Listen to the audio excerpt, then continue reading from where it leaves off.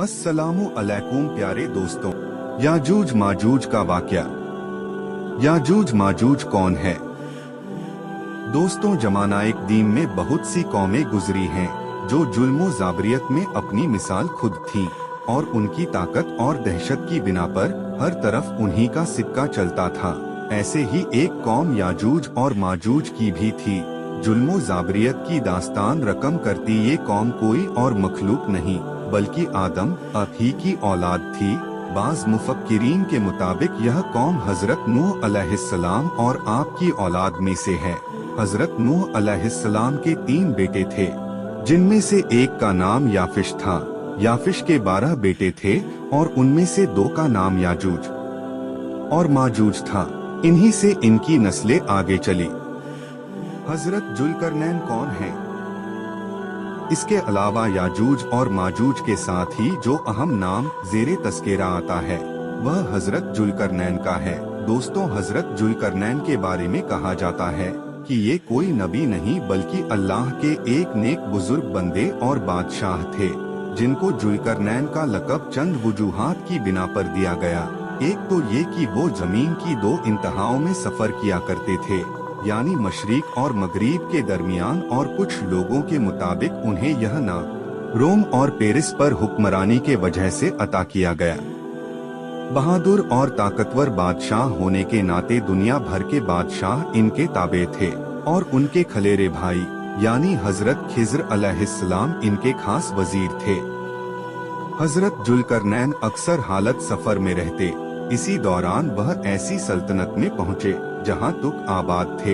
यह सल्तनत आर्मीनिया और अजरबैजान की सरहद के करीब मौजूद थी। वहाँ 2 पहाड़ों के बीच एक जगह थी जिसमें एक कौम आबाद थी जो तुर्कों का कत्लेआम किया करती थी और अपनी सरकशी और फितनांगेजी के वजह से बेहद मशहूर थी। ये कौम हर तरह की बुराइयों का मजमुआ थी और इंतहाई ताकतवर कौम थी, जिससे मुकाबला करना किसी के बस की बात नहीं थी। याजूज माजूज का किस्सा। इसका जिक्र कुरान ए करीम की सूरह कहफ में याजूज और माजूज और हजरत जुल्करनैन के हालात बयान करते हुए फरमाया गया है कि जब वो अपने शुमाली मुहिम के दौरान 2 पहाड़ों के दरमियान पहुंचा तो उसे ऐसी कौम मिली जिसकी ज़बान नाकाबिले फहम थी। जब तर्जुमान के जरिए गुफ्तगू हुई तो उन्होंने अर्ज किया कि याजूज और माजूज इस मुल्क के बड़े फसादी हैं। अगर आप इनके और हमारे बीच में एक दीवार खड़ी कर दें तो हम आपके लिए खर्च का इंतजाम करेंगे। हजरत जुल्करनैन ने बगैर किसी खर्च या मुआवजे के सिर्फ सवाब की नियत से इस काम को करने की रजामंदी जाहिर कर दी और उन पहाड़ों के दरमियान लोहे और पिघले हुए तांबे की एक मजबूत दीवार खड़ी कर दी, जिससे वक्ती तौर पर याजूज और माजूज का फितना दब गया। और जब यह दीवार तामीर हो गई तो हजरत जुल्करनैन ने अल्लाह ताला का शुक्र अदा किया और साथ ही लोगों को यह भी बता दिया कि अगरचे दीवार बहुत मजबूत है मगर यह हमेशा के लिए नहीं है। जब उस रब का हुक्म करीब आएगा तो यह दीवार खुल जाएगी। सही बुखारी हदीस में नबी अकरम हजरत मोहम्मद मुस्तफ़ा सल्लल्लाहु अलैहि वसल्लम ने इस दीवार में थोड़े से सुराख को फितने के करीब होने से ताबीर फरमाया था।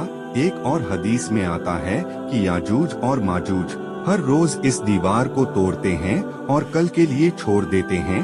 फिर जब अल्लाह की मशीयत इनको बाहर निकालने की होगी तो वो कहेंगे कि कल इंशाअल्लाह हम इस दीवार को तोड़ेंगे, और फिर दूसरे दिन वो इस दीवार से निकलने में कामयाब भी हो जाएंगे। जब यह कौम आजाद हो जाएगी तो वह तबाही मचाते हुए निकल पड़ेगी और उनका पहला गिरोह बहरे तिब्रिया तक पहुंचेगा और उस झील का सारा पानी पी जाएगा। इसी तरह जब आखिरी गिरोह वहां पहुंचेगा तो वह हैरान होकर कहेगा कि यहाँ कभी पानी हुआ करता था। फिर यह कौम हर तरफ फसाद बर्पा कर देगी और हर बुलंदी से उतरती हुई नजर आएगी, और एक वक्त ऐसा आएगा कि सारी जमीन पर इन्हीं का कब्जा होगा। जब यह कौम यरूशलेम के पहाड़ पर पहुंचेगी तो कहेगी, अब तमाम जमीन पर हमारा कब्जा है, और आसमान की तरफ तीर बरसाना शुरू कर देगी और वो तीर खून से रंगे हुए वापस लौटेंगे। नबी अकरम सल्लल्लाहु अलैहि वसल्लम ने उनका हुलिया बताया कि इनके कद छोटे होंगे और चेहरे चौड़े चौड़े होंगे और आंखें छोटी सी होंगी। फिर हजरत ईसा अलैहिस्सलाम को अल्लाह रब्बुल इज्जत इरशाद फरमाएगा कि वह मुसलमानों को दूर के तरफ जमा कर ले, क्योंकि याजूज और माजूज का मुकाबला किसी के बस में ना होगा। हजरत ईसा अलैहिस्सलाम और उनके साथी उस वक्त ऐसी जगह खड़े होंगे जहां खाने पीने की सख्त कमी होगी। फिर लोगों की दरख्वास्त पर हजरत ईसा अलैहिस्सलाम अल्लाह ताला से दुआ फरमाएंगे। अल्लाह ताला उनकी गर्दन और कानों में कीड़े पैदा फरमाएगा और वह सब उनसे हलाक हो जाएंगे।